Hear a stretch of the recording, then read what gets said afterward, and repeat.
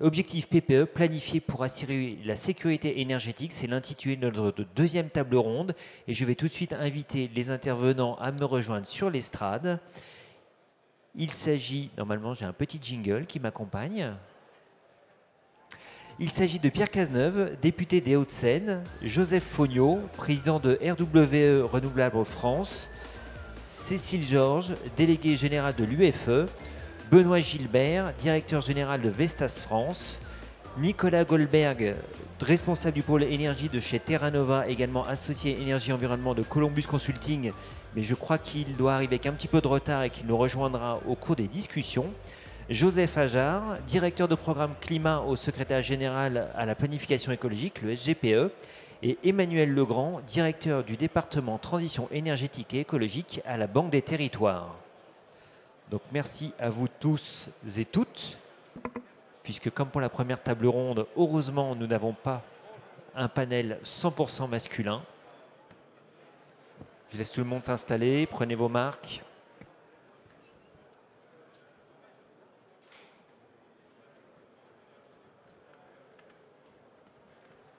Vous allez bien ?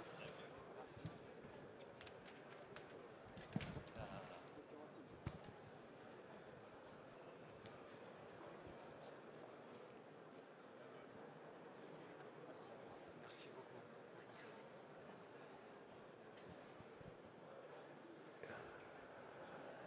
Eh bien écoutez, je vous propose que l'on commence. Donc sur ce sujet de la PPE, la planification.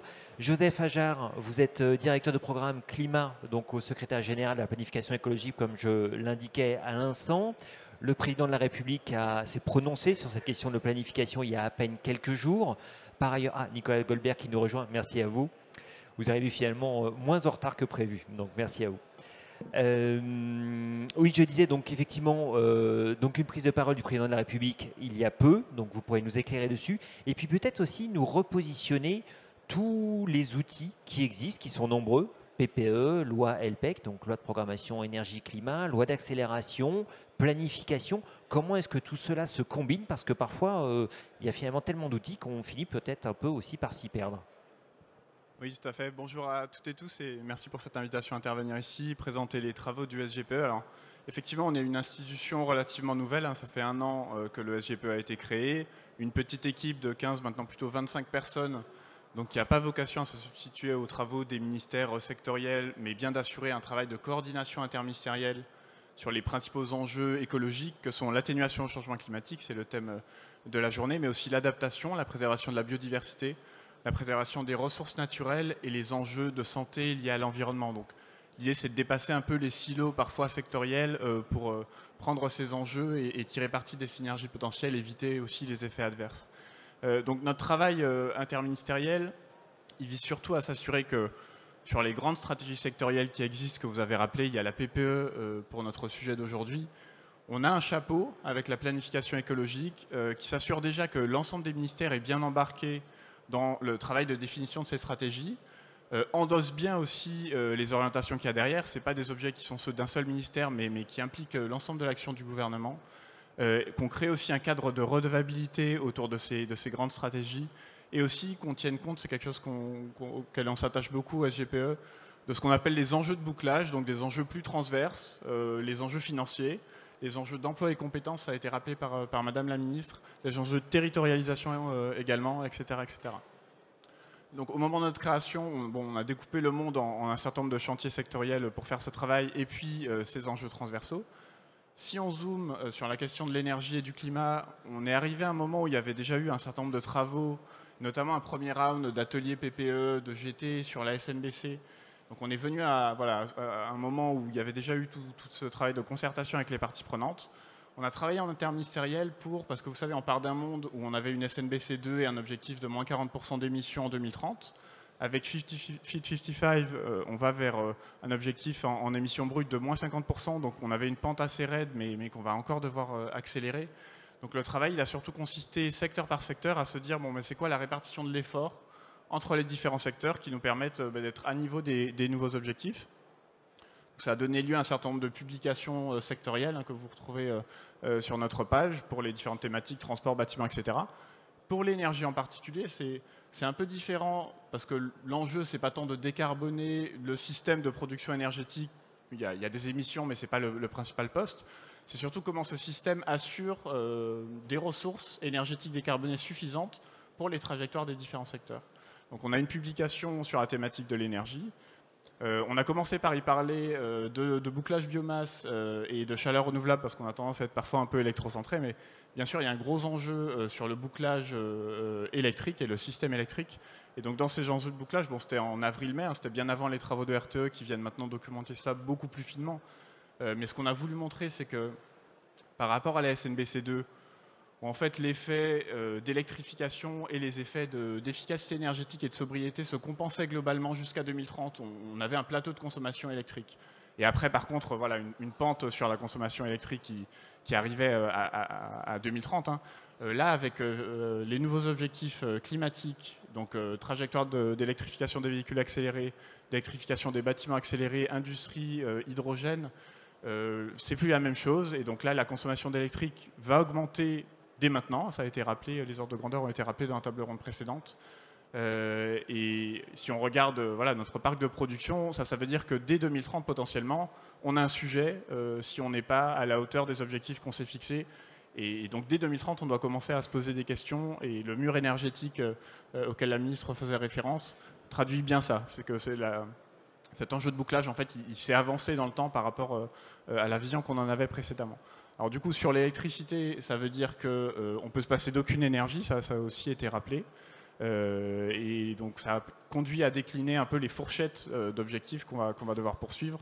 Donc la cible de 18 gigawatts pour l'éolien offshore en 2035 a été rappelée. Le maintien à minima du rythme actuel, et donc nous on fait apparaître une fourchette entre 1,2 et 1,9 gigawatts pour l'éolien onshore, voilà, apparaît aussi dans les documents. Tout ça va être précisé dans les documents un peu, voilà, qui vont préfigurer la future PPE. Mais en tout cas, toutes ces énergies seront indispensables. RTE vient le rappeler avec ses travaux de façon plus fine. Et donc derrière, notre travail aussi avec l'interministériel, ça va être de documenter derrière chacune de ces briques. Est-ce que les mesures en termes de politique publique sont suffisantes par rapport aux objectifs qu'on s'est fixés? Sinon, qu'est-ce qu'il faut faire? Tout ça dans un processus qui sera nécessairement itératif. Voilà un peu pour essayer de restituer ce panorama global. Alors ce panorama, effectivement, vous l'avez dit, il est censé nourrir la PPE. Comment est-ce que tous les outils que j'évoquais, hein, l'LPEC, l'OA accélération dont on vient à peine de sortir, comment est-ce que tout ça se combine? Quel est le timing prévu? Alors le timing, voilà, la loi d'accélération, ça a été rappelé, ce n'était pas une loi de programmation en termes d'objectifs, puisqu'il y a des échéances législatives qui sont prévues pour ça et de révision des stratégies nationales qui est devant nous, hein, qui est attendue pour 2024 pour les versions finales de ces stratégies-là. Donc voilà, le grand calendrier, c'est qu'en 2024, il faut publier la PPE3 et la SNBC3. Avant, il y a un enjeu de travaux parlementaires pour documenter ces grands objectifs et peut-être avoir un certain nombre de mesures sectorielles qui viennent accompagner ça. Et les travaux, les groupes de travail que la ministre a évoqués vont aussi permettre voilà, de contribuer à tout cela. Et nous, en chapeau, on vient rappeler un peu comment tout ça se combine. Rappeler c'est quoi les enjeux aussi transverses entre les différents secteurs, et ça on pourra y revenir peut-être, revenir aussi sur les conditions de bouclage. J'ai évoqué notamment les enjeux financiers. Vous avez peut-être suivi qu'il y a un effort budgétaire conséquent qui est fait dans la loi de finances en 2024 sur les enjeux écologiques, donc avec 7 milliards d'engagements supplémentaires. Voilà, ça découle directement des trajectoires qu'on a commencé à documenter et qui ont permis de dire en 2024, si on veut être cohérent avec ces trajectoires, qu'est-ce qu'il faut mettre sur la table en plus du côté du budget de l'État? Il n'y a pas que les finances publiques de l'État qui vont jouer, mais en tout cas, ça a permis de faire ce lien-là. Merci pour cet éclairage. Cécile Georges, je le disais, vous êtes déléguée générale de l'UFE. Alors on voit effectivement qu'il y a pas mal de travail à venir. Néanmoins, est-ce qu'on peut dire que tout est clair pour ce qui a déjà été adopté? Je pense notamment à la loi d'accélération dont on a vu dans la table ronde précédente que tout n'était pas forcément très clair. Est-ce qu'il y a encore des choses qui sont attendues, et notamment de votre point de vue de l'UFE? Alors, permettez-moi un instant, puisque j'interviens juste après le SGPE, pour prendre l'occasion de vous remercier pour les bonnes collaborations que nous avons ensemble et pour le petit coup de chapeau que nous avons beaucoup apprécié lors de votre dernière publication, lorsque vous saluiez les différents partenaires, la vingtaine de partenaires. Donc voilà, merci beaucoup. Je reviens à votre question. Décliner et rendre les choses concrètes sur le terrain. Je pense que tous les développeurs, les exploitants qui sont dans la salle sont sensibles à ces questions-là. Et vraisemblablement aussi, monsieur le député, appréciera que les lois qui sont votées à l'Assemblée nationale entrent en vigueur et produisent des effets. Et c'est bien à l'UFE quelque chose qui compte et auquel nous nous attachons en partant du suivi des directives européennes, de leur élaboration, par exemple les directives énergie renouvelable, les lois françaises bien entendu, leur déclinaison en texte d'application, et jusque désormais une vision plus territoriale, puisque nous participerons, enfin des représentants de l'UFE participeront à plusieurs comités régionaux de l'énergie sur les territoires. Alors peut-être que je peux prendre un exemple concret. La ministre a cité la raison impérative du doux nom bien connu de RIPM. Et bien là, nous l'avons poussé dans le cadre donc européen, puisque nous avons la chance de disposer d'un bureau sur place à Bruxelles et de partenaires au niveau européen avec lesquels nous faisons masse pour influer sur les directives. Puis au niveau français, nous avons pu travailler avec les parlementaires, nous avons pu soutenir certains amendements, notamment le fameux amendement article 4.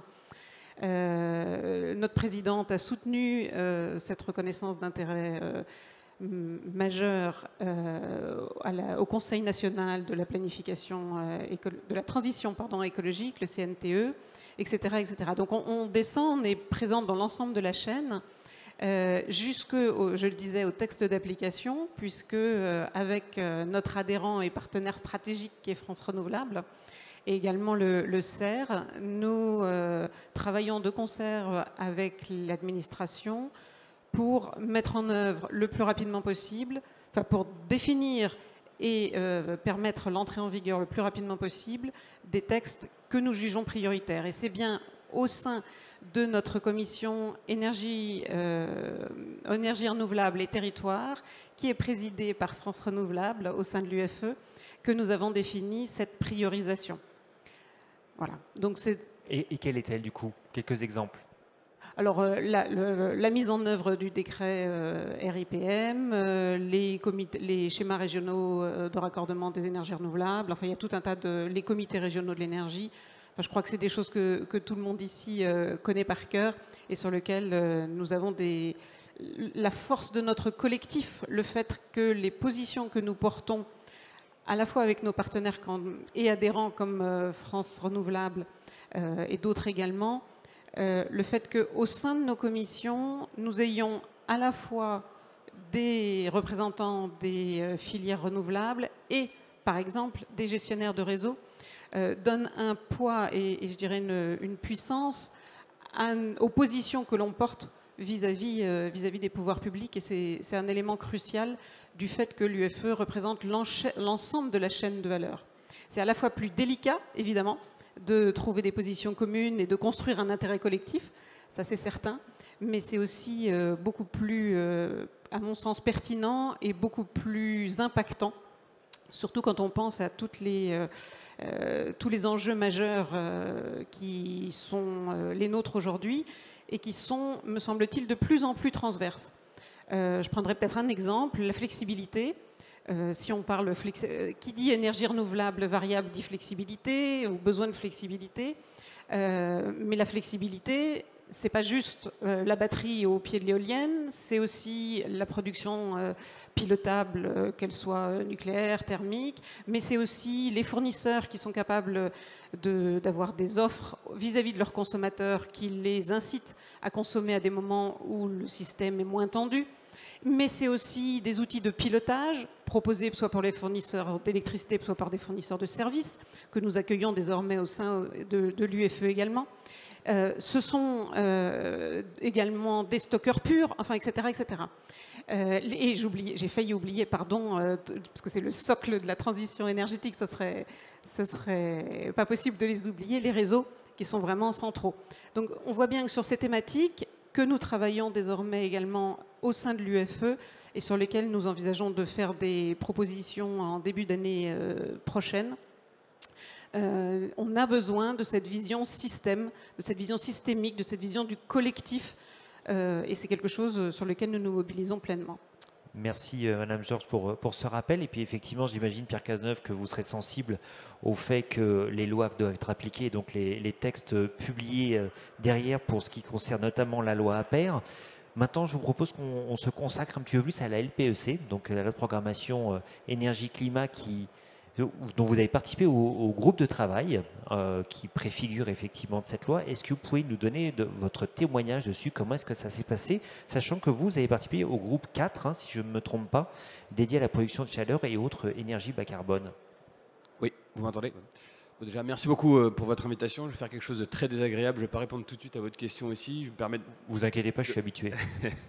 de répondre très rapidement à deux choses qui ont été dites. La première, c'est évidemment vous dire que le Parlement et son rôle de contrôle est extraordinairement attentif à l'application de la loi sur l'accélération de la production des énergies renouvelables, dont j'ai eu la chance d'être rapporteur, et donc sur tout un tas de sujets, que ce soit la RIPM, que ce soit la planification de l'éolien en mer, que ce soit évidemment toute la cartographie des zones d'accélération sur lesquelles on a un regard très attentif. Du suivi fait avec le cabinet de la ministre et avec les différents ministères. Donc voilà, évidemment, et je suis toujours en contact, je vous rassure, avec un grand nombre d'acteurs et de partenaires ici qui bien légitimement se posent des questions et essayent de participer aussi à cette application pour qu'elle soit le plus possible connectée à la réalité du terrain et à la réalité que vous connaissez toutes et tous en tant que développeurs et partenaires de l'accélération du développement des énergies renouvelables. Un deuxième point pour dire aussi, parce que j'entendais sur la partie SGPE, rappeler un point aussi très important qui est un peu passé sous silence, mais qui pour moi est très important dans l'écosystème de documents et de stratégies et d'ambitions qu'on s'est donné avec la majorité et le gouvernement, qui est la partie financière, parce qu'on a parlé un peu de bouclage. Et dans la loi de planification des finances publiques, la LPFP, qui est un truc un peu techno qu'on vote au Parlement, on a acté le fait d'avoir une stratégie pluriannuelle des financements de la transition écologique et énergétique. Et ça va être un troisième texte cadre avec la SNBC et la PPE.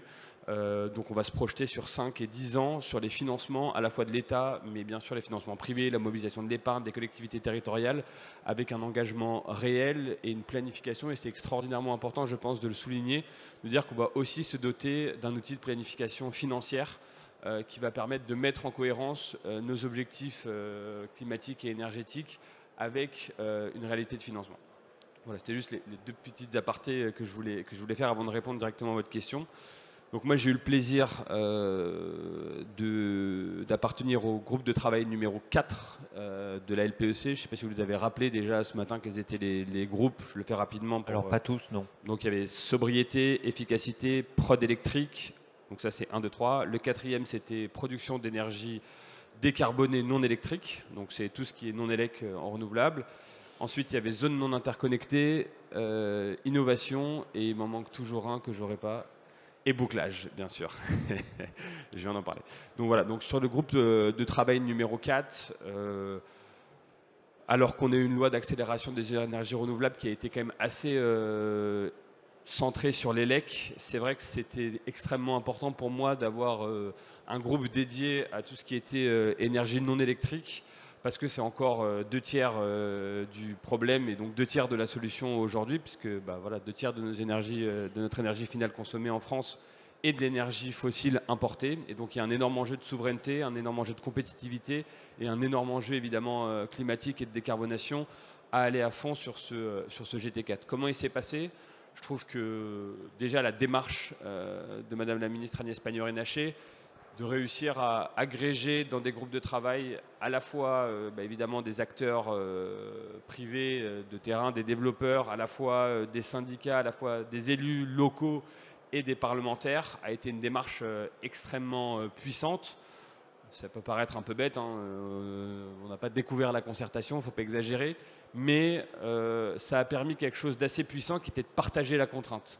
Et je trouve que ça faisait longtemps qu'on n'avait pas réussi à autant partager la contrainte, quels que soient les groupes de travail, quels que soient les bords politiques aussi, avec des oppositions qui sont souvent un peu caricaturales, hein. Nous comme les oppositions tout à fait légitimes du Parlement, mais des oppositions parfois entre ruralité et centre urbain, entre élus locaux et élus nationaux, entre développeurs et syndicats. Et je trouve que le gros plus de cette concertation et de ces différents groupes de travail a été justement cette partage de contraintes, de mettre le doigt sur tout un tas de sujets extraordinairement structurants et importants, d'avoir des objectifs affichés particulièrement importants. Moi, j'ai été avec grand plaisir un immense ambassadeur de la chaleur, mais aussi du froid, voilà, qui est un des immenses enjeux des années à venir et de la prochaine PPE. Donc voilà, sur tout un tas de sujets, on a réussi à avoir, je trouve, des idées concrètes qui, j'espère, s'appliqueront ou dans la LPEC ou dans une loi dédiée à la production d'énergie ou directement dans des objectifs chiffrés dans la PPE. Et un dernier mot peut-être, comme ça je finirai sur quelque chose de... Et je me permettrai de vous relancer parce que j'ai une question quand même. Allez-y, allez-y. Non, mais vas-y, allez-y. Non, mais dans la table ronde précédente, il a beaucoup été pointé le fait d'un manque de volonté politique. Alors, notamment dans le cadre de la loi APER. Alors, vous disiez que vous en étiez le rapporteur. Je ne sais pas si vous y avez trouvé finalement votre compte. En tout cas, est-ce que dans ce groupe de travail numéro 4 auquel vous avez participé, vous avez changé oh là, je vais y arriver, senti un changement de paradigme? Est-ce que les esprits ont évolué ou est-ce que ça freine encore des cas de fer? Alors, moi je suis député depuis pas très longtemps et donc j'ai un peu d'humilité par rapport à tout ça.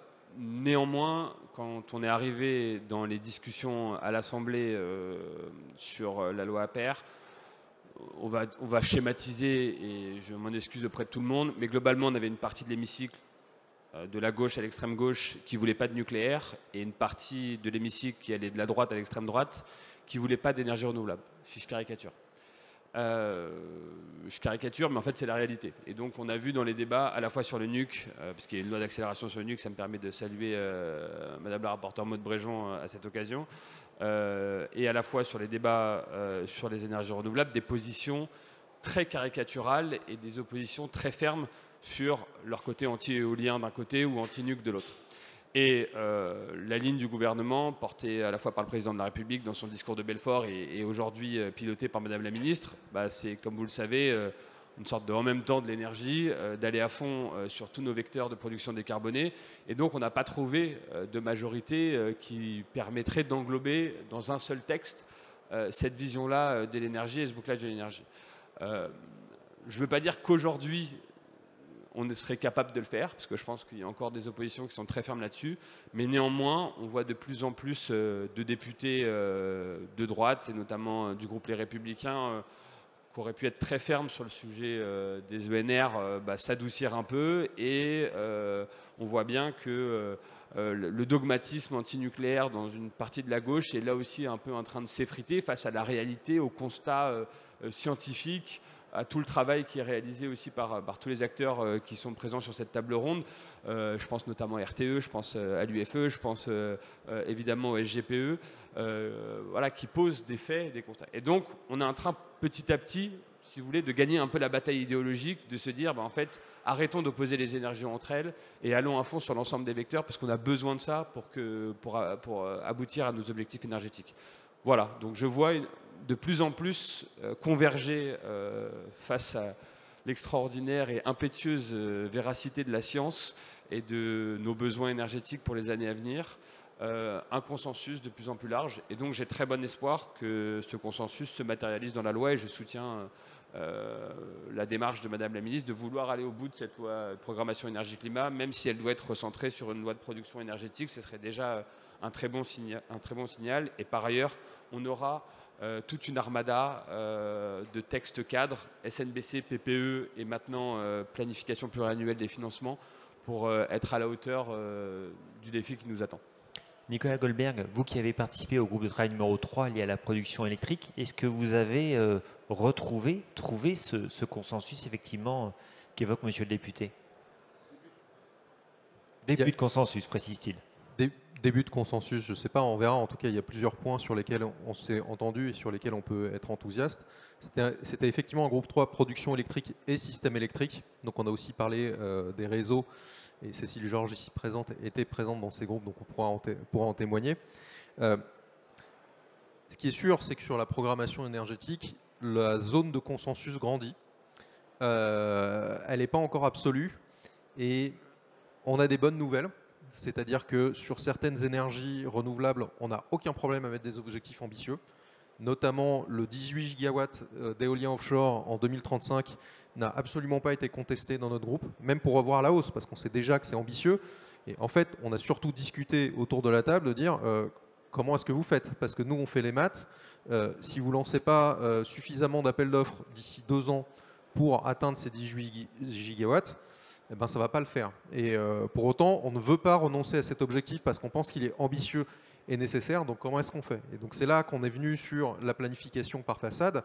Et en réalité, moi, ce que je trouve encourageant, c'est que la ministre n'a pas attendu une loi de programmation énergétique pour dire comment elle allait faire et comment elle allait lancer un giga appel d'offres éolien offshore entre 8 et 10 gigawatts d'ici la fin d'année prochaine, justement avec une planification par façade pour répondre à cet objectif de 18 gigawatts. Alors je dis entre 8 et 10 parce qu'en réalité, comment est-ce qu'on atteint ces 18 ? On lance une nouvelle planification par façade et on lance aussi des extensions de projets existants pour à peu près 2,5 gigawatts. Donc ça nous permet d'obtenir cet objectif ambitieux en 2035. C'est pas gagné. En tout cas, d'un point de vue service des ministères, services publics, on s'y met. Après, il faudra gérer les appels d'offres, gérer les raccordements. Il n'a caché à personne que nous sommes dans une période de hausse des taux qui complique l'accès au capital des énergies capitalistiques. C'est vrai pour le nucléaire, c'est vrai pour l'éolien offshore, qui sont des énergies capitalistiques. Donc, c'est pas gagné, mais il y a la volonté de le faire. On peut parler également du solaire.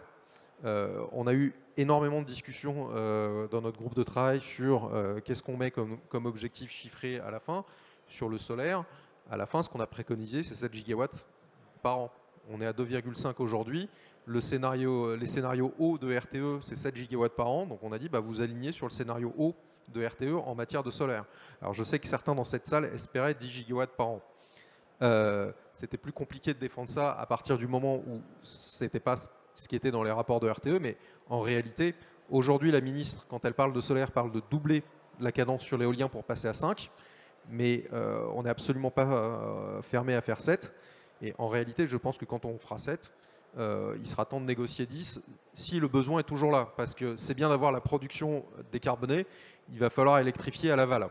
Et là est un réel défi également, comment est-ce qu'on électrifie, comment est-ce qu'on accélère sur les transports, le chauffage, la production d'hydrogène, comment est-ce qu'on électrifie l'industrie, sachant qu'il y a des verrous technico-économiques pour électrifier l'industrie. Quand vous parlez des fours industriels, passer de four à charbon pour réduire le minerai de fer à four à hydrogène, on ne remplace pas un pour un, quoi.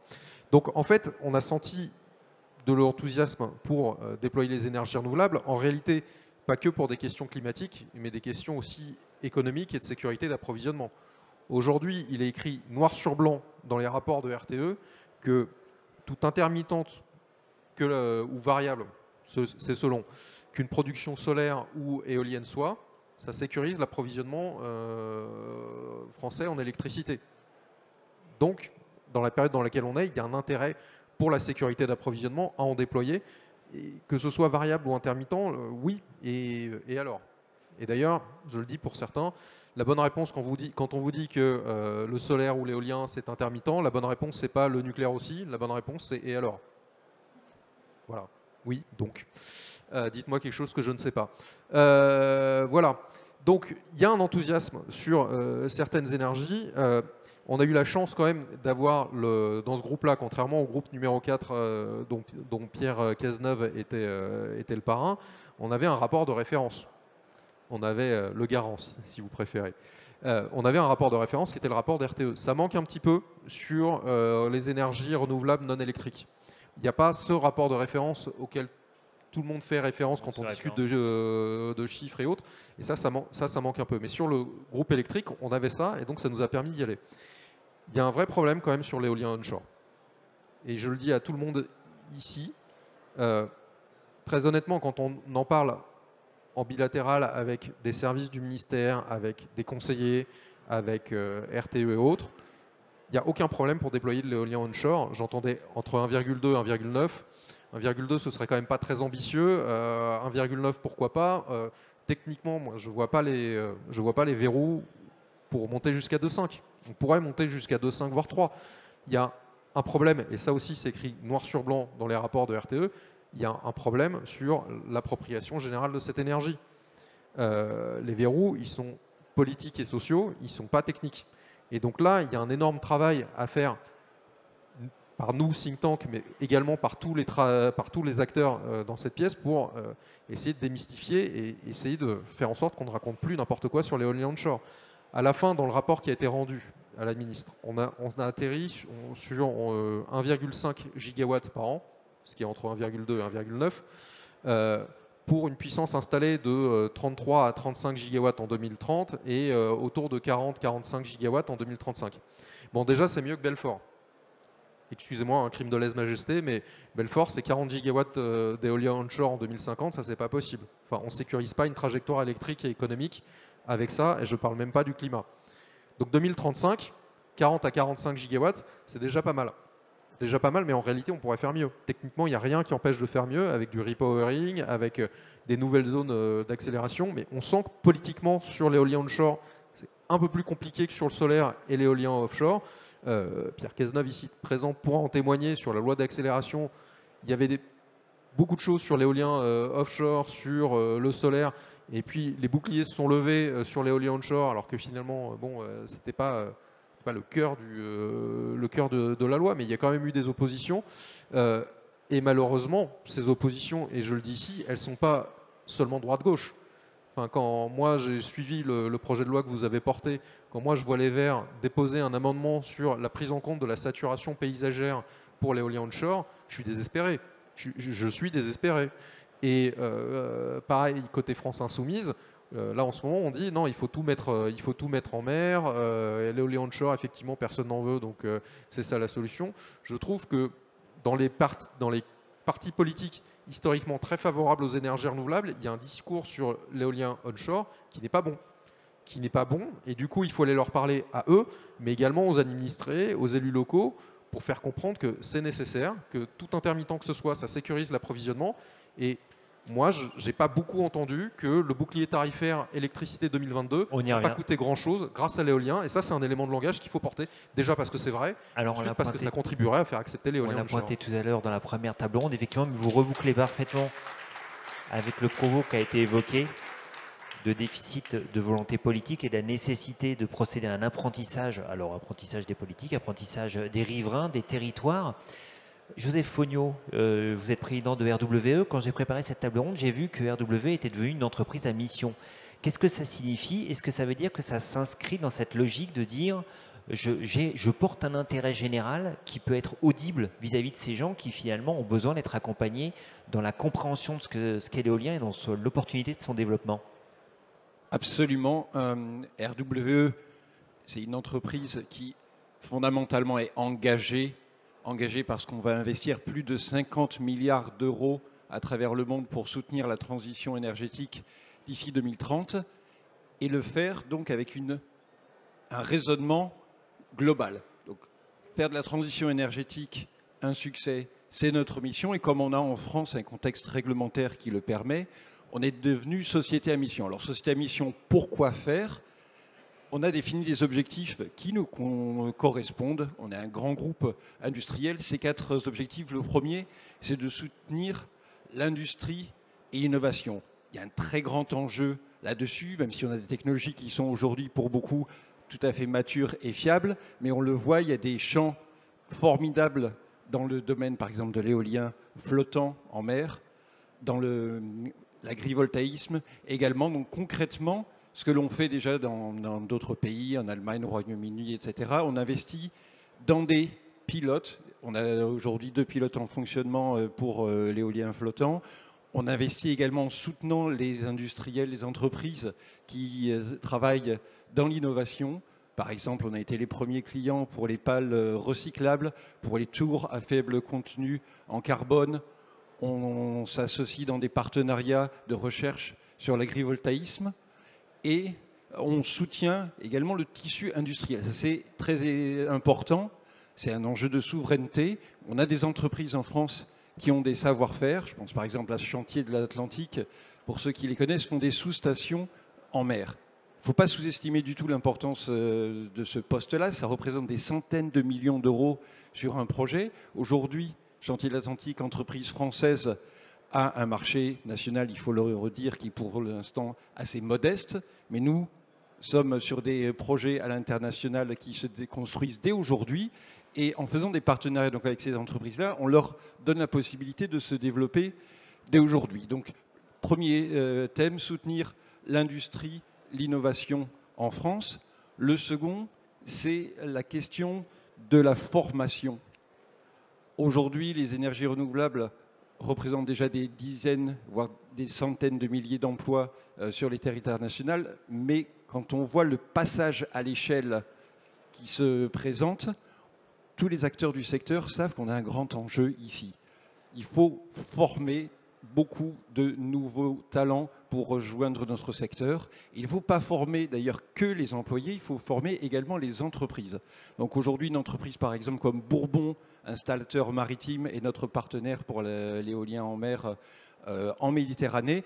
On a un savoir-faire international qu'on est tout à fait disposé à partager avec le tissu industriel français pour les faire monter en compétences. Troisième thème, c'est le partage de valeur. Ça a été dit à juste reprise à plusieurs reprises. Il n'y aura pas de transition énergétique en France possible sans l'association des territoires. On a des projets qui, par nature, sont dans des territoires ruraux et il est naturel que ces territoires soient partie prenante des projets. On retire les bénéfices. Alors on parle souvent du participatif, qu'on pratique bien entendu, qui est important, mais il faut voir au-delà, parce que tout le monde n'a pas la capacité déjà d'investir. Les taux de rentabilité ne sont pas toujours non plus ce qu'on s'imagine quand on le regarde de l'extérieur. On a des solutions qui sont beaucoup plus concrètes pour les riverains, comme par exemple de leur réduire la facture d'électricité. Donc ça, c'est quelque chose qu'on a mis en place sur un certain nombre de projets dernièrement, et je peux vous dire d'expérience que ça contribue très directement à rendre les projets plus populaires localement, quand non seulement vous avez un parc éolien, un parc solaire à côté de chez vous, mais également vous le voyez sur votre facture d'électricité. On développe également des fonds pour le soutien à des initiatives en faveur de la transition énergétique, etc. Je vais m'arrêter ici, mais le partage de valeur est essentiel, c'est le troisième point. Et le quatrième, c'est l'environnement. On a des attentes d'exemplarité des filières renouvelables. Ça peut paraître frustrant dans certains cas quand on compare à d'autres secteurs, mais je pense qu'il faut être au rendez-vous de notre côté. Donc on parle de biodiversité, on parle d'économie circulaire, on parle également de réduction de l'impact carbone, quand je disais tout à l'heure travailler sur des tours à faible impact carbone. Donc voilà les 4 thématiques: soutien industrie, innovation, formation, partage de valeur, exemplarité environnementale. Donc oui, nous sommes devenus société à mission pour mieux travailler sur toutes ces thématiques. Ça nous permet par exemple d'avoir formé un comité de mission qui intègre des personnalités expertes hors de RWE, donc des gens qui viennent et représentent le milieu maritime, le milieu de l'agriculture, l'innovation, et qui viennent nous challenger, viennent nous aider à développer ces mesures pour faire, on l'espère, de la transition énergétique un succès. Nicolas Goldberg, ce genre d'expérience, enfin, ce genre de statut, effectivement, entreprise à mission, est-ce que ça fait partie de l'arsenal que la filière éolienne dont elle pourrait s'emparer pour effectivement mieux communiquer auprès du grand public, auprès des politiques et finalement être plus entendue? Alors Columbus Consulting, on est une société à mission et on l'a fait tout de suite après la loi Pacte parce que c'est un engagement qu'on porte. On était certifié Bicorp avant, on a des consultants qui sont assez engagés d'un point de vue civil, donc voilà, ça les intéressait. En fait, c'est venu de la base, hein. C'est pas la direction de Columbus qui avait décidé de devenir société à mission, c'est plutôt venu des consultants chez nous. Et ça a été vraiment un levier de motivation de construire ça avec eux. Et ce qui est intéressant dans le statut de société à mission, c'est que ça vous oblige à définir des indicateurs et à définir un comité de société à mission qui va pouvoir challenger ces indicateurs, qui va pouvoir prendre le pouls un peu de la température. Et ça vous force à engager des parties prenantes externes dans le fonctionnement de votre entreprise. Alors c'est un risque aussi, hein, parce que vous pouvez ouvrir la boîte de Pandore. Nous, on s'est fait un peu chahuter sur nos indicateurs en disant voilà, il faudra qu'ils soient plus ambitieux et surtout il faudra qu'ils soient plus explicites. Bon, c'est un travail à faire en interne, mais ça peut aussi servir d'outil de communication et ça peut aussi justement servir d'outil de transparence. De dire voilà, nous, quelle est notre raison d'être et comment est-ce qu'on la pilote, c'est quoi nos engagements et comment est-ce qu'on améliore ces indicateurs, par qui est-ce qu'ils sont challengés. Dans votre comité de société à mission, vous pouvez avoir des élus, vous pouvez avoir des associations, c'est ce que nous on a fait. Vous pouvez avoir d'autres types de parties prenantes. Ça peut aider à l'appropriation de l'activité de l'entreprise et justement ça peut être un véhicule pour dire voilà, qu'est-ce qu'on fait? Non, on ne détruit pas la biodiversité. Voilà, comment est-ce qu'on œuvre à la bonne santé économique, la bonne santé électrique de la France. Voilà, ensuite, c'est à chaque entreprise de définir ses indicateurs, sa raison d'être sociale. Je pense qu'entre deux entreprises éoliennes, il peut y avoir une culture différente, donc une raison d'être sociale et une façon de la piloter qui est différente, mais c'est pas tant adopter cette raison d'être et ces objectifs de société à mission que d'avoir un comité de société à mission avec des parties prenantes externes qui peut être un levier d'appropriation de ce que fait l'entreprise. Donc ça peut faire partie de Arsenal, mais vous évoquiez effectivement plus largement la communication, notamment le fait que la production d'énergie renouvelable, et notamment éolienne, avait contribué au financement du bouclier tarifaire au moment où les prix des énergies fossiles étaient très élevés. Est-ce qu'à votre avis, il faudrait plus communiquer vis-à-vis du grand public et des politiques pour être mieux entendu? Alors sur le fait que les énergies renouvelables tirent à la baisse les prix de marché et participent à proposer un prix fixe aux consommateurs parce que c'est des énergies à prix fixe, oui, ça peut clairement aider. Enfin, aujourd'hui, moi, j'entends pas assez justement que les énergies renouvelables ont largement contribué au bouclier tarifaire. Le nucléaire aussi, hein, qui est à prix fixe, hein, via le mécanisme de l'Arenh, via ensuite les mécanismes de taxation et de bouclier tarifaire. Donc, ça peut être un axe de communication de dire que les énergies renouvelables contribuent à la stabilité du système électrique, à la stabilité économique du système électrique et que du coup, quel que soit le prix de marché, il y a quand même un prix qui est fixe et il y a des mécanismes réglementaires comme le contrat pour différence qui permettent aux consommateurs de s'y retrouver sur sa facture. Aujourd'hui, on n'a plus de facture CSPE, on n'a plus de taxe CSPE sur la facture. Enfin, on l'a, histoire de dire qu'elle existe, mais elle est à 1 ou 0,5 € du mégawattheure, donc autant dire qu'elle n'existe pas. Elle était à 23 avant. Les boucliers tarifaires, c'est financé en grande partie par les énergies renouvelables. Donc oui, ça peut être intéressant de dire que les énergies renouvelables contribuent à la compétitivité du système électrique et à la stabilité des factures, à condition d'en avoir assez, effectivement. Pierre Cazeneuve, au Parlement, quand on évoque effectivement la question du coût, quand on évoque la question du prix des énergies, est-ce que tout le monde a bien ça en tête au moment où on parle d'énergie renouvelable, de dire que ça contribue à la stabilité des prix de l'électricité? Ou est-ce que c'est un argument qui s'envole? Non, pour être tout à fait honnête, je ne suis pas certain qu'il y ait un nombre important de députés qui soient très au clair sur le market design du prix de l'électricité. Et qui soit en mesure de l'expliquer, de le comprendre parfaitement. Mais c'est normal, chacun a ses verticales. C'est un peu embêtant. Oui, mais je pense que ça a été beaucoup dit, pour le coup, que le bouclier énergie a été, enfin pas assez, mais ça a été dit quand même que le bouclier tarifaire sur le coût de l'énergie a été financé par l'éolien et par le renouvelable. Et je pense que j'ai pu le répéter à de très nombreuses fois, par ailleurs, dans les défenses d'amendements sur la loi d'accélération. Mais pour revenir aussi à ce que disait toujours un peu mieux Nicolas Goldberg, je suis d'accord sur ce côté de zone de consensus qui s'élargit. Et je prends juste l'exemple, parce que je n'avais pas forcément suivi tout le GT3 dans son détail. La loi d'accélération sur l'éolien offshore, elle arrive dans sa version à l'Assemblée nationale avec une limitation à 40 km. Donc globalement un moratoire sur l'éolien offshore. Et un an plus tard, à peu près, on est sur un consensus quasi global sur le fait d'aller pousser maintenant 10 gigawatts sur les 10 prochaines années. Donc, encore une fois, voilà, moi j'aime bien cette métaphore de zone de consensus qui s'élargit et il reste effectivement, et c'est aussi, il faut le dire avec lucidité, cette crispation autour de l'éolien onshore. sur lequel moi je vais être très clair. Il faut qu'on s'améliore, il faut trouver tout un tas de mécanismes. On a essayé de le faire avec les zones d'accélération, on va essayer de le faire avec probablement une modification de l'IFER, on va essayer de le faire avec tous les systèmes en facilitant les PPA, en ayant de la participation citoyenne. Mais il faut avoir le courage de défendre l'éolien sur Terre. Et moi, je le ferai avec immense plaisir. Et je l'ai fait pendant 600 amendements à l'Assemblée en séance. Ça vous fait pas que des amis, mais ça, je pense que toutes et tous ici, vous le savez.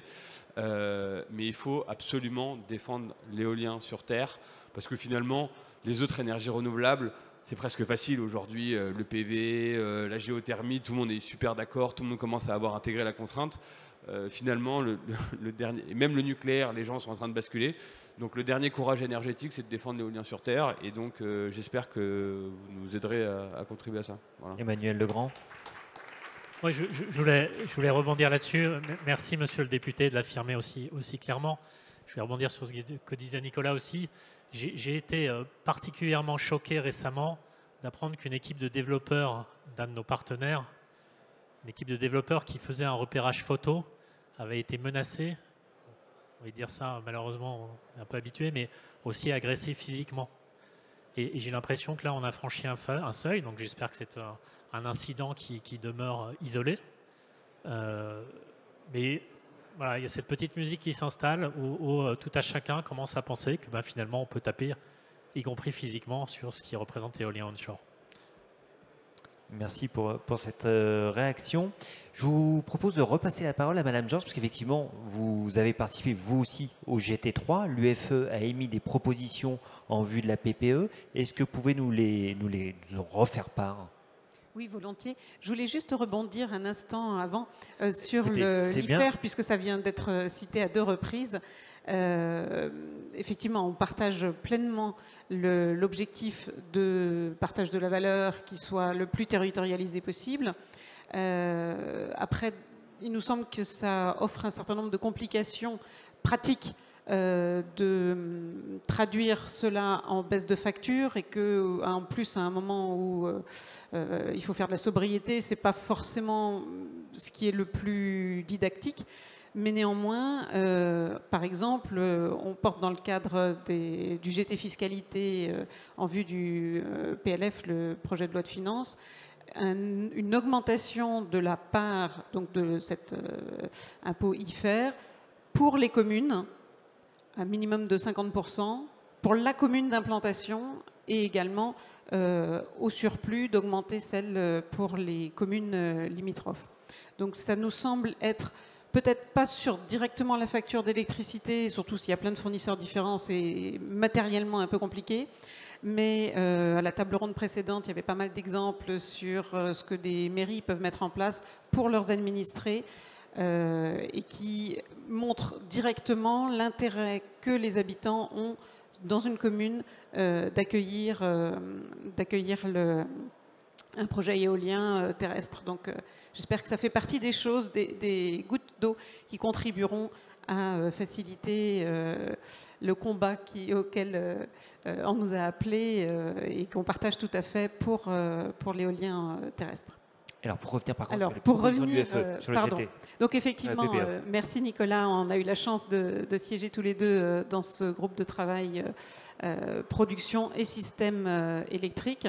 Les débats m'ont semblé effectivement très constructifs, et j'avoue qu'à l'UFE, on se retrouve très largement dans les conclusions qui ont été remises, la somme des recommandations qui ont été remises en septembre à la ministre Agnès Pannier-Runacher. Et j'entendais avec grand plaisir tout à l'heure qu'elle nous indiquait que vraisemblablement, les documents de programmation pluriannuelle, que ce soit au niveau de décret ou au niveau législatif, devraient reprendre largement les consensus obtenus lors de ce groupe de travail. Donc ça, je pense que c'est important de voir que la voix des fédérations qui portent votre voix a pu être entendue et est susceptible de se retrouver dans les textes qui régiront les grands objectifs. évidemment, on a beaucoup parlé ENR et c'est le lieu, mais il me semblait aussi intéressant de compléter le panorama en rappelant quelques éléments sur les autres énergies décarbonées qui nous seront indispensables. Alors on a parlé éolien et photovoltaïque déjà. Il y a également des objectifs en matière de développement de l'hydroélectricité. Et lors d'un prochain conseil, ce conseil supérieur de l'énergie, nous défendons ardemment avec des élus locaux et avec France Renouvelable et avec le syndicat des énergies renouvelables également, un seuil, des seuils qui soient à la fois raisonnables en termes de préservation de la biodiversité, mais qui tiennent vraiment compte, pleinement compte des questions à la fois industrielles et de l'urgence climatique. Je pense qu'il ne faut pas se tromper de combat. Donc je le disais, enfin, Nicolas a cité à plusieurs reprises le bilan prévisionnel de RTE. Il me semble qui est paru ces derniers jours, enfin ces dernières semaines. C'est vraiment important, à notre sens, quand on veut faire de la programmation, de la planification, d'avoir dans un premier temps, et tu l'as rappelé, une identification des besoins. De la même manière qu'on le travaille avec l'ensemble de nos adhérents, dont RTE fait partie bien entendu, de partir de ce que l'on recherche, à savoir la baisse des émissions de gaz à effet de serre et de manière très vive, très forte dès la prochaine décennie. Pour faire ça, il faut sortir des fossiles. Pour faire ça, il faut électrifier. Pour faire ça, il faut avoir de la production décarbonée. Et comme l'a conclu RTE, il faut d'une part de la sobriété, d'autre part de l'efficacité énergétique, et le président de la République l'a rappelé ces derniers jours en termes de pompe à chaleur. C'est tout simple, ça existe, et on divise la consommation d'électricité par 3, voire 4 dans certains cas. Donc ce sont des choses qui sont disponibles et qui sont majeures. Donc sobriété, efficacité et production renouvelable et décarbonée, il faut bien, c'est quelque chose qu'on soutient de longue date à l'UFE, il faut marcher sur ces deux jambes et ne pas opposer les énergies les unes aux autres. L'urgence, comme je le disais, du dérèglement climatique ne nous permet plus d'opposer les uns et les autres, et tu l'as dit Nicolas, on ne peut plus se dire, ça n'est pas raisonnable de se dire, bon moi je préfère plutôt tel, et on ne va pas faire d'éolien onshore parce qu'on préfère de l'offshore ou vice-versa. Voilà, et donc c'est pour ça que c'est important aussi que la loi de programmation et la programmation pluriannuelle puissent aller dans le sens de la sécurisation de la production décarbonée dans toutes ses composantes, ENR on l'a dit, mais également nucléaire par rapport au parc existant, mais aussi par rapport à son renouvellement à venir, qui est essentiel au financement du renouvellement à venir et d'éventuelles innovations en matière de nucléaire. Alors, tout à l'heure, on a donné beaucoup de chiffres sur l'éolien avec des projections ambitieuses. Benoît Gilbert, vous qui présidez Vestas, est-ce que vous y voyez quelque part une ligne directrice qui satisfasse à vos impératifs de développement industriel? Parce que par ailleurs, la France veut réindustrialiser, on a une loi sur l'industrie verte.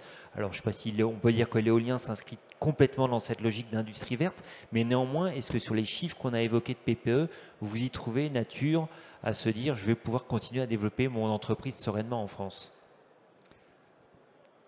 Alors, je pense qu'il y a des facteurs qui sont fondamentaux en France, qui sont l'évidence du passé. C'est-à-dire on a livré 1,3, 1,5 gigawatts par an ces dernières années, de manière consistante. On va dire c'est un message de confiance. Se dire qu'on continuerait à faire 1,5 gigawatt hors repowering les années prochaines, je pense que c'est réaliste. Là où se fixer pendant des objectifs, c'est pas suffisant.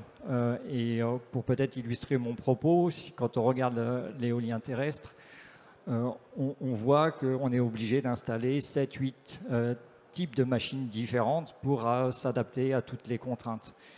Et on voit en tant qu'industriel que notre rôle, c'est d'adapter notre catalogue de produits pas au marché français, mais à un marché qui est mondial. Donc on regarde les conditions d'offre, de demande, on regarde les conditions technologiques. Et il y a quand même des points d'alerte à regarder, notamment en 2023, on continue de vendre des machines qu'on a développées il y a 20 ans. Donc c'est quand même, on va dire, un signal qui fait qu'il y a quelque chose qui ne marche pas. Soit les contraintes sont trop fortes, soit il y a des problèmes sur l'instruction et l'obtention des autorisations. Je pense que les deux sont probablement vrais. Ce sont des machines qui ont 20 ans, mais donc pourquoi est-ce qu'elles sont encore vendues? Non, le produit a été conçu il y a 20 ans. Ce que je veux dire, c'est que ce n'est pas le produit le plus récent, c'est aussi se priver d'énergie en mégawattheure, c'est se priver d'un moindre coût d'énergie. On parlait de partage de la valeur. Donc, si on regarde ce segment de marché, c'est 15% du marché français, mais c'est 0,25% du marché mondial. Donc aujourd'hui, c'est un point d'interrogation. Si on regarde de l'autre côté l'offshore, on a un marché français qui est discontinu en termes d'installation. Il y a effectivement des annonces de volume. On est, nous, très inquiets par une tentative de course à la taille qui est prise dans les appels d'offres. On pense que il y a besoin en tant qu'industrie, d'évoluer et pas de révolutionner. Il faut faire des choses qui marchent. Il n'y a pas besoin non plus d'aller chercher un prix moins cher que ce qu'il est déjà, parce que le prix de l'énergie éolienne est déjà très bas. Donc le message que j'ai envie de donner, c'est les objectifs sont très bons. Il faut essayer de synchroniser la dimension industrielle et la dimension autorisation. Vous voulez dire qu'il y a besoin d'une rationalisation au niveau des machines, notamment, pour qu'il y ait un catalogue qui soit plus concis, peut-être, qui soit économiquement plus viable pour l'industriel que vous êtes? Ça peut être une réponse, ou sinon il faut aussi se poser la question de est-ce qu'il faut faire des grands projets? Est-ce que c'est important aussi quand un développeur fait une demande de projet, obtienne une autorisation au bout de 3-4 ans et pas 15 ans après, quoi. C'est aussi la réalité de nos clients. Donc il y a plein de choses qui sont... C'est un problème compliqué, mais du coup qui rejaillit sur l'industriel que nous sommes et qui aboutit à des choses qui ne sont plus, on va dire, soutenables. Et donc il faut aussi inciter effectivement à travailler sur des gabarits qui sont standards, peut-être sur des tailles de projets qui sont plus grands. Et aussi évaluer la robustesse des offres qui, d'un point de vue technique, industriel, on peut aller très vite en prenant des hypothèses, mais encore faut-il faire derrière pour sortir un nouveau modèle de machines offshore. C'est de la R&D, c'est plusieurs centaines de millions. Faire les usines, c'est plusieurs centaines de millions. Faire les bateaux qui vont transporter ces produits, c'est aussi plusieurs centaines de millions. C'est pas quelque chose qu'on décide comme ça du jour au lendemain. Donc je pense qu'on a le devoir d'être fiable, d'être crédible dans notre volonté de faire ce plan. Alors, j'aurais voulu qu'on passe la parole à Monsieur Emmanuel Legrand, justement, parce que vous disiez, pour pouvoir lever autant de fonds, il faut être fiable. Aujourd'hui, est-ce que, Monsieur Legrand, donc vous êtes de la Banque des Territoires, je le disais tout à l'heure, d'ailleurs, vous pourrez peut-être nous repréciser comment est-ce que la Banque des Territoires accompagne le développement des énergies renouvelables, mais est-ce qu'aujourd'hui, la PPE telle qu'elle commence un petit peu à être évoquée, est-ce que vous y trouvez, là aussi, comme à l'instar de la question que je posais à Benoît Gilbert, matière quelque part à être rassuré pour la manière dont vous allez investir aux côtés de vos partenaires? Oui, même si nous avons, nous, Banque des Territoires, et donc vous savez que la Banque des Territoires, c'est une marque de la Caisse des dépôts, un rôle un peu particulier. Mais je voulais d'abord saluer les efforts de planification qui sont faits par Antoine Pellion et les équipes du SGPE. Je pense que c'était essentiel de donner à l'ensemble des acteurs de la visibilité. Ça, c'est pour les objectifs concrets en mégawatts. Il y a un volet nécessairement financier en termes d'aide publique, et ça, nous savons que le gouvernement et le Parlement y travaillent. Et puis, il y a le modèle de financement concret de ces projets, projet après projet. Et notre rôle à nous, c'est ce que nous faisons maintenant depuis une dizaine d'années, c'est de vous apporter de la visibilité sur la façon dont vous pourrez financer vos projets. Et donc nous avions mis en place un schéma de financement et de partenariat avec les développeurs, assez simple. Nous avons aujourd'hui des partenariats avec une quinzaine d'entre vous. Un schéma assez simple, on vous propose à la fois de racheter une part minoritaire des actifs pour dégager un peu de cash et accélérer votre développement, et puis de se mettre d'accord sur un partenariat de financement des projets pour les années qui viennent. Et je crois que c'est très important de rappeler cela. Nous le faisons, alors pour vous donner quelques chiffres, à hauteur, on engage à peu près 200 à 300 millions là, dans l'équipe énergie renouvelable qui est dirigée par Elise Toffes, d'ailleurs je crois qu'elle est dans la salle, 200 à 300 millions par an. Alors, uniquement dans les énergies renouvelables, nous le faisons sur toutes les énergies renouvelables, hein. L'essentiel étant quand même les énergies électriques, donc éolien à la fois à terre, en mer, photovoltaïque, et puis les énergies de la production de chaleur. On va voir comment on peut accélérer dans la géothermie, comment peut-être on peut mettre en place un programme de financement sur les pompes à chaleur, même si c'est plus diffus. Parce que notre rôle, c'est aussi, c'est ce que je voulais rappeler, d'accompagner les politiques publiques en matière de transition énergétique. Nous disons d'ailleurs, on a trouvé un autre mot à la Caisse des dépôts, on parle de transformation écologique maintenant. Transformation pour bien souligner ce que ça veut dire. C'est pas ce que nous vivons collectivement, c'est pas tout à fait une transition d'ours, c'est vraiment une transformation de nos sociétés. Et c'est ce qu'on a voulu souligner avec ce terme-là. Transformation écologique, sur lequel le groupe est extrêmement mobilisé, puisque le directeur général, avec l'accord de la commission de surveillance et des parlementaires qui la composent, a annoncé une mobilisation de 100 milliards d'euros sur 5 ans, donc 2024-2028, 100 milliards d'euros sur l'ensemble des thématiques de la transformation écologique, à commencer, parce que c'est le cœur de métier d'un certain nombre des entités du groupe, à commencer par la rénovation des bâtiments, mais ce qui vient juste derrière, c'est le financement des énergies renouvelables. 30% à peu près sur le bâtiment, 20% sur les énergies renouvelables, on a une partie sur la mobilité, et puis une partie sur la gestion d'actifs, la façon dont l'argent que nous détenons dans le bilan est investi dans un certain nombre d'outils financiers. 20 milliards d'euros, alors je ne demandez pas de vous faire un chèque de 1 milliard aujourd'hui, 20 milliards c'est tout compris, hein, évidemment. C'est ce que nous faisons nous à la Banque des Territoires en investissement, c'est ce que fait BPI France qui est l'un de vos partenaires prêteurs aussi, ce que fait la Banque Postale, donc ce que font l'ensemble des acteurs du groupe, mais on est très mobilisés. Ce qu'on essaye de donner, de vous apporter aussi, c'est comme je disais de la visibilité. La Caisse des dépôts existe depuis 1816. Voilà, on sera là encore, j'espère, pour quelques années. Il n'y a aucun doute là-dessus. Je parle sous le contrôle du Parlement, bien sûr, mais pas trop de doute là-dessus. Donc, on essaye aussi d'être un partenaire stable, fiable. Je pense qu'on a démontré par ces 15 partenariats qu'on a mis en place ces dernières années qu'on était un partenaire de confiance et qu'on était là dans la durée. Donc, évidemment, on est tout à fait ouvert à en faire davantage et les équipes y travaillent. Ce que je voulais rappeler aussi, c'est que un financement, ça a un coût. Un financement, ça a un coût, et ce coût dépend notamment des anticipations de risques qui sont appréhendées par les financeurs, investisseurs ou prêteurs. Alors, on a tous connu ce choc absolument considérable de 2021-2022 avec la crise énergétique, la crise ukrainienne et l'inflation qui s'en est suivie. Moi, ce que j'en retiens quand même, c'est que c'est compliqué pour un investisseur, c'est compliqué pour vous tous, mais c'est compliqué pour les financeurs de travailler dans un environnement qui évolue très vite, qui est très incertain, même s'il y a des choses qui étaient intéressantes projet par projet. Vous voyez, les mesures d'urgence pour les capter du prix de marché. Alors, au moment où elles ont été imaginées, le prix était à quoi? À 300, 400, 500? Puis après, c'est vite redescendu. C'est compliqué et je pense qu'il faut que tout le monde intègre ça. Plus on aura un cadre de schéma financier qui sera stable, moins les financements seront chers.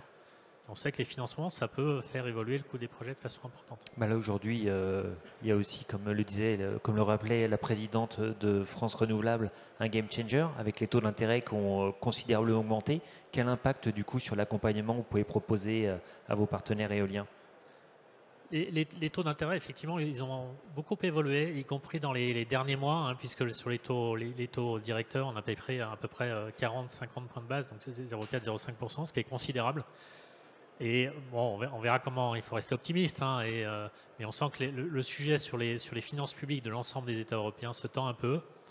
Et c'est quand même ça la référence sur laquelle on est obligé de se baser pour fixer nos exigences de rentabilité ou les taux des prêts. auquel on ajoute la prime de risque. Donc il y a bien les deux aspects. Un aspect, je dirais, qui dépasse largement le secteur des énergies renouvelables, qui est celui des taux directeurs et des taux souverains. Et puis un aspect qui est lié à la prime de risque. Moi, j'insiste beaucoup là-dessus et sur le modèle économique. Parce que dans l'appréhension du risque, il y a aussi la façon dont vont se constituer les revenus de ces projets-là, aujourd'hui et demain. Alors vous savez que jusqu'à présent, c'était assez simple. On avait, pour nous tous, c'était assez simple. On avait 15 ou 20 ans avec des tarifs garantis par l'État, donc un risque qui était analysé quasiment comme un risque souverain État français. Et puis il y avait cette incertitude et cette forme de pari qui était fait pour les revenus sur les années 21 jusqu'à 25 ou 30 d'un projet. Moi, j'entends parfois que ça n'est pas durable et qu'il faudrait basculer tous les schémas de financement des énergies renouvelables sur des schémas de corporate PPA. Alors oui, c'est probablement une solution et d'ailleurs le groupe y travaille et vous savez que BPI France a mis en place un fonds de garantie pour faciliter la mise en place de ces schémas-là. Je ne suis pas certain que ça puisse remplacer intégralement les dispositifs de soutien des États. Et donc là, je voulais bien insister là-dessus, y compris devant vous, monsieur le député. Les mécanismes de soutien étatiques par les gouvernements sont absolument essentiels pour donner de la visibilité et réduire le coût des financements. S'ils sont bien calés, et on l'a vu dans les dernières années, ça peut être neutre sur les finances publiques. Donc, j'espère que le temps où tout le monde disait non, les ENR, ça coûte énormément au budget de l'État, et derrière nous, la question, c'est de bien les caler, mais de se rappeler que c'est important. C'est important, on va aussi devoir parler du schéma global du market design. Il y a beaucoup de réflexions en cours. On sent bien qu'il y a des avis divergents, y compris entre EDF et la principale entité qui le détient, c'est-à-dire l'État et EDF. Je pense qu'il faut aussi être vigilant sur l'impact que ça peut avoir sur les énergies renouvelables et en particulier sur finalement ce qui était le driver du marché de gros. On avait une arène qui était à 42 € et vous savez tous que pendant des années, le marché de gros il se situait à peu près dans ces eaux-là. Quels seront les dispositifs demain? J'espère qu'on le saura bientôt parce que tout le monde en a besoin. J'espère qu'on n'ira pas sur des dispositifs qui sont trop fluctuants. Nous avons tous besoin d'un signal prix sur les marchés de gros de l'énergie qui soit suffisamment clair dans la durée. Parce que si on se retrouve demain avec un marché qui est hyper volatile, on a vu ce que ça donnait dans les 2 années passées, 2021, 2022, c'est extrêmement compliqué pour l'ensemble des acteurs. Ça peut devenir compliqué aussi pour les acteurs du renouvelable, et en tout cas, ce sera compliqué pour les financeurs. La bonne nouvelle quand même, c'est que les orientations européennes font qu'il y a beaucoup de masses financières qui vont se diriger toujours un peu plus vers la transformation écologique, la transition énergétique, et en particulier sur les énergies renouvelables, avec ce qu'on résume en taxonomie européenne, et tout ce qui arrive avec la CSRD, par exemple. Donc ça, c'est une bonne nouvelle. Il y a de plus en plus d'acteurs, y compris les investisseurs institutionnels, les assureurs, les fonds de pension, etc., qui ont envie de pouvoir investir dans des actifs, alors soit directement, soit indirectement, souvent, mais investir dans des actifs d'énergie renouvelable. Ce qu'il faut simplement intégrer pour nous tous, ça sera un peu plus de boulot parce qu'ils vont nous demander des indicateurs. Donc il va falloir être en capacité de remonter des indicateurs sur ce qu'on appelle l'extra-financier. Et ça, je pense que plus en plus, on saura faire. Si je résume votre pensée, notamment pour revenir sur les corporate PPA qui sont souvent évoqués sur ces tables rondes du CNE, c'est une bonne opportunité, mais il n'empêche qu'il y a une ombre au tableau, si je comprends bien, c'est qu'elle introduit une certaine volatilité qui fait que vous, quand vous prêtez, ça coûte plus cher. Ça augmente le risque. Nous, vous le savez, on investit plutôt dans les projets, mais pour les prêteurs, c'est le même raisonnement. Nécessairement, ça augmente le risque. Quand vous avez un client qui est même une grande industrie, même un client qui a une bonne notation financière, c'est pas exactement la même chose que quand l'acheteur, in fine, c'était l'État français. Donc, on le sait, ça augmente le risque. Ces acteurs-là, ils peuvent disparaître. Donc, on est obligé d'appréhender cela. Mais surtout, je pense que la qualité des contreparties et le nombre de contreparties qui sont en capacité de souscrire un PPA dans une durée qui est suffisante pour vous donner de la visibilité pour aller chercher les financements ne remplacera jamais ce que fait l'État dans son rôle d'acheteur final quand on a une obligation d'achat ou même un CFD. Donc n'écartons pas trop vite cette possibilité des CFD. Les corporate PPA ne seront pas la solution à tout. Probablement qu'il faudra une cohabitation entre ces deux schémas qui sont les corporate PPA et les contracts for difference. Benoît Gilbert, je voudrais qu'on revienne avec vous sur la question effectivement de l'augmentation des taux d'intérêt et des crises qui ont été rappelées et qui se sont empilées les unes aux autres. Quelle a été la conséquence quelle est la conséquence sur une industrie comme la vôtre?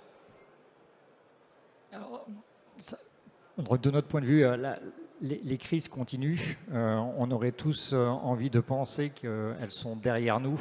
On voit, on va dire, sur la planète beaucoup de tensions géopolitiques, notamment qui complexifient le jeu du point de vue de la supply chain, mais aussi de l'adaptation des mécanismes de rachat de l'énergie.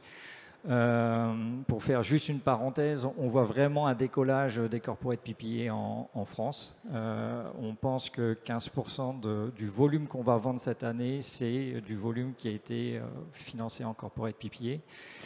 Mais pour revenir donc, dans ce contexte d'incertitude, alors même qu'on voudrait faire comme si on reprenait la course d'antan ou poussé par l'innovation, le prix de l'énergie éolienne va continuer à baisser, on constate que ce n'est pas possible. L'industrie n'est pas non plus en mesure de faire cet effort commercial, donc on pense qu'on est plutôt dans une situation où les prix vont continuer à rester tels qu'ils sont. Il faut qu'on maintienne notre discipline commerciale et opérationnelle. Bien entendu, en livrant des produits qui sont de haute qualité, donc priorité, comme je disais tout à l'heure, à des mouvements évolutionnaires, à l'amélioration des produits, à l'étude des optimisations de tout ce qu'il y a autour de l'éolienne, avant de penser à faire d'autres produits. Donc pas de course au gigantisme, clairement, beaucoup de réalisme, et après une des dimensions, et on se réjouit on va dire en tout cas des annonces qui sont faites par l'Europe, c'est cette volonté d'avoir un jeu équitable, c'est-à-dire qu'on puisse se battre à armes égales avec d'autres concurrents qui, eux, bénéficient d'avantages ou d'aides gouvernementales ou qui sont des stratégies de dumping et qui faussent le jeu. Je ne suis pas un expert du solaire, mais juste en regardant de loin, je voyais que l'appel d'offres solaire est sorti à 82 € du mégawattheure, quand l'appel d'offres éolien est sorti à 85. On a un fort contenu européen dans l'éolien qu'on n'a pas dans le solaire. Et donc, quand je me dis ça, je me dis, voilà, quelle est la promesse qu'on fait? Attention à l'enjeu de souveraineté, comme le disait aussi Madame la Ministre. On a une industrie éolienne en Europe qui avait 300 000 emplois. Donc attention aussi à cette dimension. Mais voilà, on est dans un mouvement, on va dire, logique où chaque plaque géopolitique, la Chine, les États-Unis, on ne sait pas ce qui se passe après 2025, on voit des alliances dans les pays du Sud, donc chacun développe stratégie. Après, nous, on sait qu'on a besoin d'une énergie locale, bon marché, l'éolien, soit terrestre ou en mer, est une bonne solution. Et donc il faut avoir le courage de dire soyons fiers de tout ce que nous avons fait, ayons aussi le courage, et je suis très content d'entendre l'adaptation, la possibilité pour les projets de recandidater à des appels d'offres, parce que ça c'est une vraie mesure une mesure de réalisme où on sait qu'on n'est plus dans le monde d'avant et qu'il faut avoir des moyens de s'adapter, quoi. Voilà. Alors on a évoqué les sujets financiers, effectivement les sujets d'industrialisation. Je voudrais qu'on revienne avec vous, Joseph Fogno, sur les sujets sociétaux, parce que c'est vrai qu'on essaie d'accélérer sur les énergies renouvelables, notamment sur l'éolien. On a des objectifs qui sont ambitieux, on les a rappelés. Est-ce que avoir des objectifs ambitieux, ça signifie forcément multiplier le nombre de mâts éoliens, dont on a bien compris que dans les territoires, ils n'étaient pas forcément toujours bien accueillis? Alors, merci de me donner l'occasion de réagir sur ce sujet-là, parce qu'il y a une confusion que je vois trop souvent en fait, et même par nos soutiens, quand on parle de doubler le nombre, pardon, mais moi j'ai fait la confusion, quand on parle de doubler la puissance d'éoliennes sur le territoire, en aucun cas ça ne signifiera doubler le nombre d'éoliennes. Et je vais développer pourquoi en donnant d'abord quelques chiffres.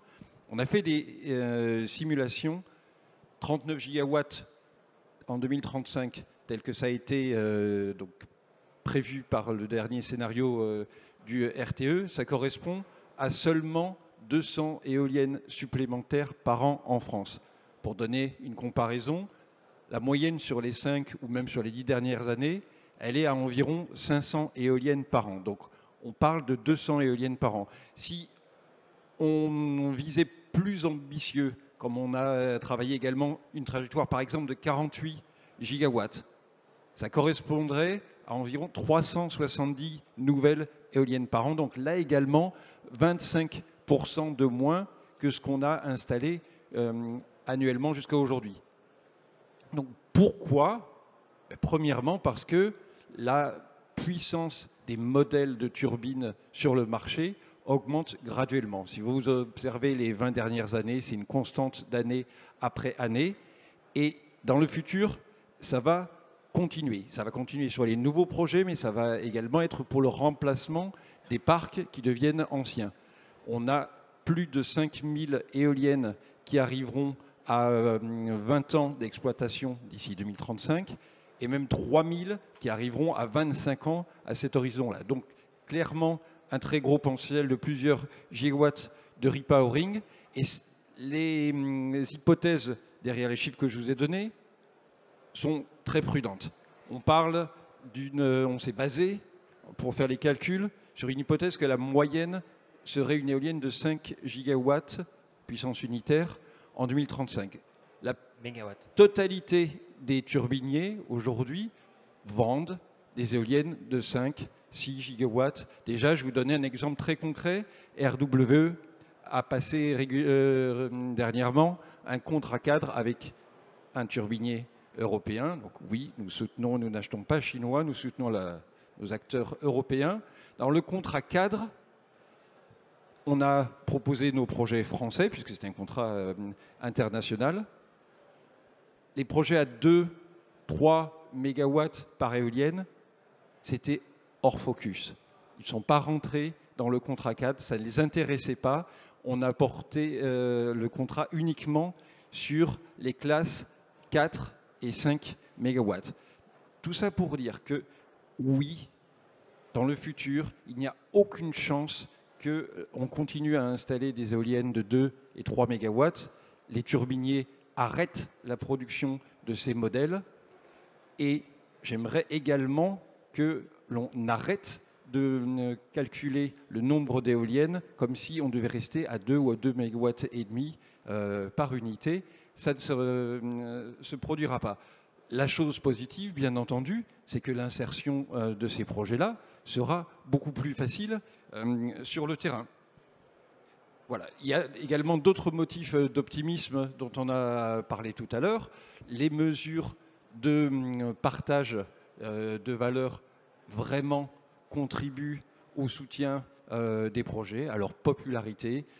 Il faut sortir de la sinistrose. On a quand même un nombre important de projets que l'on sort sans recours. Je faisais une inauguration il y a 2 semaines où j'ai été accueilli par un maire qui n'est pas du projet, qui venait me voir en me disant « Ah, j'aimerais bien avoir des éoliennes sur ma commune, mais l'administration nous pose des difficultés. » Donc il y a aussi ce type de situation sur le terrain. Mais bien entendu, c'est comme partout. On entend toujours la minorité silencieuse qui a un motif de mécontentement. Mais il y en a beaucoup, beaucoup qui souhaitent nous soutenir.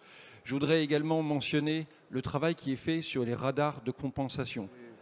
6% du territoire est couvert par des radars météorologiques. 70% du territoire national est couvert par des radars militaires. Alors quand je dis couvert, c'est-à-dire la zone sur laquelle on obtient des refus de nos projets à cause des contraintes techniques. On a aujourd'hui dans la zone d'accélération, dans le projet de loi d'accélération sur les renouvelables, la possibilité de mettre en place des radars de compensation pour compenser la gêne qui est portée à ces radars par de nouveaux équipements. Le potentiel libérable de nouvelles zones est de plusieurs gigawatts. On parle de 5 gigawatts ou plus. Donc à l'échelle des objectifs 2035, c'est absolument considérable et il faut vraiment l'avoir en tête quand on se fixe nos trajectoires. Donc je le répète, 39 gigawatts Bien entendu, c'est réaliste, mais de mon point de vue, c'est loin d'être ambitieux et on peut tout à fait avoir, comme on l'a sur l'éolien en mer, une politique beaucoup plus agressive, sur le photovoltaïque également. On a vu l'intérêt que ça a dans l'éolien en mer. On a aujourd'hui 4 usines qui représentent un tiers de la capacité de production d'éoliennes en Europe. Ces usines, malheureusement, pour les 5 années à venir, ne vont fournir que le marché international. Je vais devoir vous interrompre parce que... Mais j'aimerais bien qu'on fasse la même chose pour l'éolien terrestre également, parce qu'il y a un potentiel formidable. Et malheureusement, les usines, et je conclurai là-dessus, elles sont aujourd'hui en Espagne et en Allemagne, c'est QFD. Et vous avez parlé des radars, ce qui me permet de donner la parole pour clôturer cette table ronde parce qu'il est déjà tard et je ne voudrais pas non plus vous garder trop longtemps parce que les estomacs doivent commencer à creuser. À Joseph Ajar, effectivement, les radars, c'est un des sujets dont s'est emparé le SGPE. Quelles sont les prochaines échéances, les travaux en cours qui permettront de continuer à avancer? Alors, dont s'est emparé le SGPE, non. Enfin, à nouveau, il y a des ministères sectoriels qui sont en charge des thématiques et nous, on est là pour assurer effectivement le lien à l'interministériel lorsqu'il y a des sujets de convergence. On a parlé des radars, mais enfin, pour élargir un peu effectivement sur l'année à venir et après cette première phase, on a un enjeu de faire atterrir ces grandes stratégies qu'on a évoquées aujourd'hui. Donc là, tout le travail, ça va être de sécuriser ces orientations, de les décliner effectivement dans les travaux législatifs et réglementaires qui vont suivre, donc les projets de PPE de SNBC, donc ça va effectivement nous occuper. Il y a un certain nombre d'objets concrets, effectivement, comme les radars, comme l'agrivoltaïsme, voilà, avec des jonctions interministérielles fortes, on va avoir à s'impliquer. Et puis après, il y a tous ces enjeux un peu transversaux qu'on a beaucoup évoqués aujourd'hui, donc les enjeux industriels et de souveraineté, comment on fait l'articulation entre effectivement la loi industrie verte, entre les objectifs qu'on a sur les ENR, entre les dispositifs qui existent pour l'emploi et la formation et s'assurer qu'on est au bon niveau, entre les DEC qui existent aujourd'hui pour la filière électrique. Il y a tout un enjeu de mettre ça en cohérence. Les enjeux financiers qui ont été évoqués aussi, on a fait le travail pour 2024, mais c'est quoi la vision à long terme et en quoi elle est cohérente avec nos trajectoires. Et les enjeux aussi de territorialisation, je finirai là-dessus. Donc là, on ouvre un travail très important de territorialisation de cette planification. Sur la production électrique, quelque part, ça avait déjà été préfiguré avec les comités régionaux. Et donc voilà, l'idée, c'est d'englober ça dans un chapeau, au même titre qu'on le fait au niveau national, un peu plus large, avec un concept de COP régional. Mais pareil, pour qu'à l'échelle régionale, à l'échelle des territoires, on ait cette vision un peu ensemblière de c'est quoi les grands objectifs, c'est quoi nos points de passage obligés, c'est quoi les leviers physiques qu'il y a derrière, c'est quoi les mesures de politique publique qu'il faut mettre en face, et qu'on puisse avoir ce dialogue itératif quelque part entre État et collectivité qui sera indispensable si on veut que tout ça soit crédible quelque part. Voilà. Merci Monsieur Ajar pour ces précisions. Merci à vous tous d'avoir participé, tous et toutes, d'avoir participé à cette table ronde. Merci à vous de nous avoir suivis. Je suis désolé, je ne peux malheureusement pas prendre de questions parce que comme vous l'avez constaté, on est déjà pas mal en retard et il est vrai que 7 intervenants sur une table ronde d'1h15, c'était ambitieux. Donc je vous propose effectivement, si vous avez des questions, des échanges, allez poursuivre devant un petit four ou un rafraîchissement qui est servi, je crois, à l'heure qu'il est. Et moi, je vous donne rendez-vous ici à 14h pour la keynote de M. Pichazik, donc pour présenter le bilan prévisionnel RTE. Donc à tout à l'heure. Merci à tous d'avoir participé à cette table ronde. Je vous propose qu'on les applaudisse.